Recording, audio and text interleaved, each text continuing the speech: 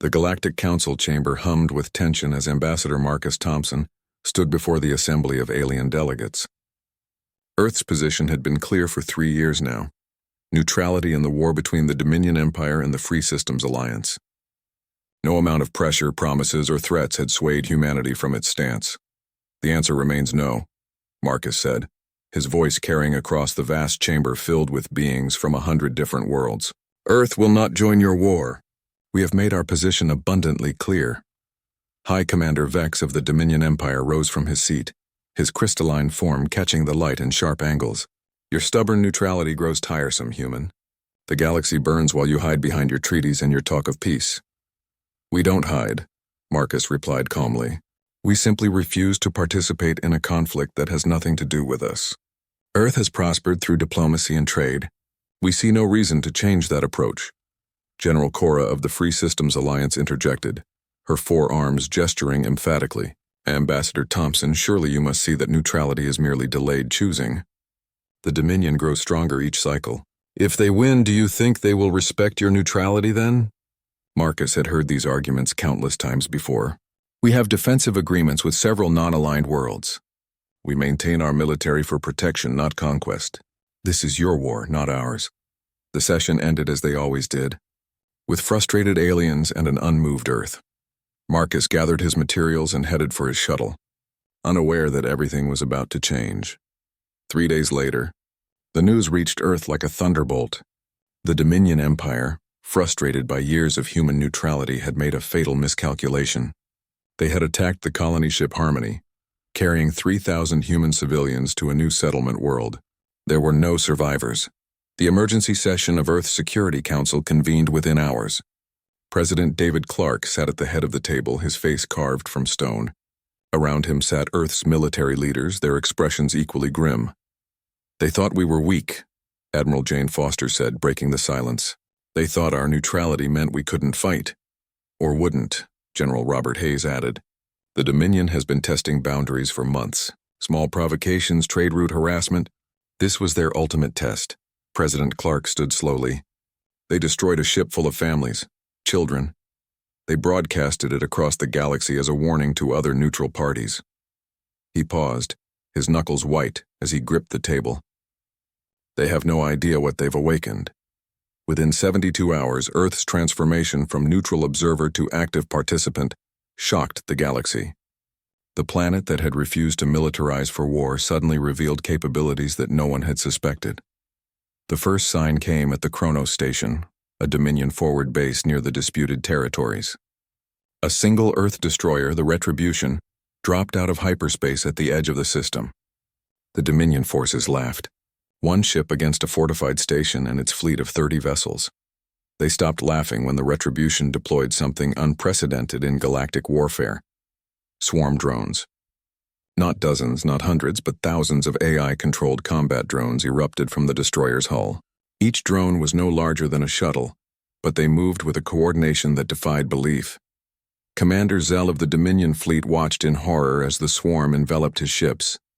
The drones didn't just attack. They dismantled. They targeted specific systems with surgical precision. Weapons first, then engines, then life support. Within minutes, 30 proud warships drifted helplessly in space. The Retribution's captain, Maria Rodriguez, opened a channel to the station. Surrender now, or we continue the demonstration. The station surrendered. News of the Kronos Station's fall spread across the galaxy like wildfire. The Galactic Council called an emergency session, and this time, it was the aliens who looked uncomfortable as Ambassador Thompson took the floor. You wanted Earth in this war, Marcus said, his usual diplomatic calm replaced by cold fury. Congratulations. You have us. But understand this. We didn't refuse to fight because we couldn't. We refused because we knew what we were capable of. High Commander Vex stood, his crystalline form now showing cracks of uncertainty. One victory means nothing. The Dominion Empire controls 1,000 systems. Marcus smiled, but there was no warmth in it. You're right. One victory means nothing. He touched his communicator. Admiral Foster, please provide the Council with an update. The main screen lit up with tactical displays showing 12 different Dominion systems. In each one, Earth forces had appeared simultaneously. Not massive fleets, but small surgical strike groups using the same swarm tactics. In the span of 6 hours, Earth had crippled the Dominion's entire forward logistics network. Impossible, Vex muttered. You don't have the ships. We've monitored your fleet strength for years. You monitored what we wanted you to see. Admiral Foster's voice came through the communication system. Earth's population is 12 billion. We have the largest industrial base of any single world in known space. We just chose to build differently. The truth was elegantly simple. While other species built massive dreadnoughts and impressive battlecruisers, Earth had focused on miniaturization and AI coordination. One Earth carrier could produce and deploy 50,000 combat drones. They had built 10 carriers in secret, hidden in the asteroid belts of Sol system. But Earth's true advantage wasn't technological. It was psychological. Humans had spent their entire history perfecting the art of war. From ancient battlefields to global conflicts, they had refined combat to a science. When they finally reached the stars and found them full of conflict, they made a conscious choice to step back. Not from weakness, but from wisdom. Now that wisdom had been replaced by wrath. General Cora of the Free Systems Alliance approached Thompson after the session. The Alliance formally requests Earth's assistance in ending this war. No, Marcus replied firmly. We're not joining your alliance. We're ending this war on our terms. Within a month, the Dominion Empire's expansion had not just stopped, it had reversed. Earth's forces didn't occupy territory. They simply made it impossible for the Dominion to hold what they had taken. Supply lines were severed with surgical precision. Command structures were dismantled through targeted strikes. The swarm drones seemed to be everywhere and nowhere, appearing from hyperspace, striking and vanishing before traditional fleets could respond. The Dominion tried to adapt. They developed countermeasures against the drones, only to find Earth had already evolved their tactics. They attempted to strike at Earth directly, only to discover the human homeworld was protected by a defense grid that made their attacks look primitive. Every move they made was countered before they could fully implement it.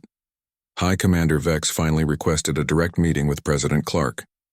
The once proud crystalline being now showed numerous stress fractures as he stood in the human leader's office. We wish to discuss terms, Vex said, the words clearly painful to speak. Terms? Clark leaned back in his chair. You killed 3,000 civilians, families, children. What terms do you think you deserve? The Dominion Empire will pay reparations. We will withdraw from all contested systems. We will sign non-aggression pacts with Earth and its allies. Not enough. Clark stood, walking to the window that overlooked Earth's capital. The Dominion Empire will dissolve its military forces beyond basic system defense. You will submit to Galactic Council oversight for 50 Earth years. Any act of aggression will result in immediate intervention. You're destroying us, Vex protested. No. Clark turned back to face him. We're neutering you. There's a difference. You'll survive, even prosper eventually, but you'll never again have the power to commit massacres. The war ended not with a grand battle, but with a whimper. The Dominion Empire, faced with an opponent that could strike anywhere at any time with forces they couldn't effectively counter, capitulated.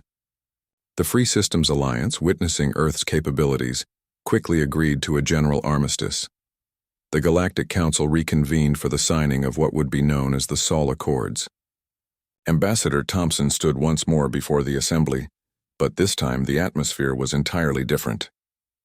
Earth returns to neutrality, Marcus announced. Our military forces will withdraw to our own space.